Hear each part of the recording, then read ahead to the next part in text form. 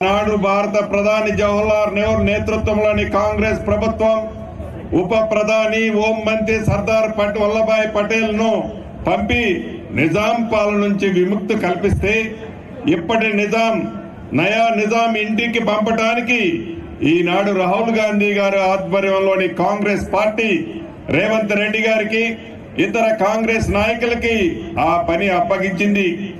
వీరంతా వీరోచితంగా పోరాడితే డిసెంబర్ 7, 2023న నయా నిజాం నుంచి తెలంగాణ ప్రజలకు విముక్తి కల్పించి ప్రజా పాలన అంటే ఏమిటో, ప్రజాస్వామ్యం అంటే ఏమిటో రుచి చూపిస్తున్నారు.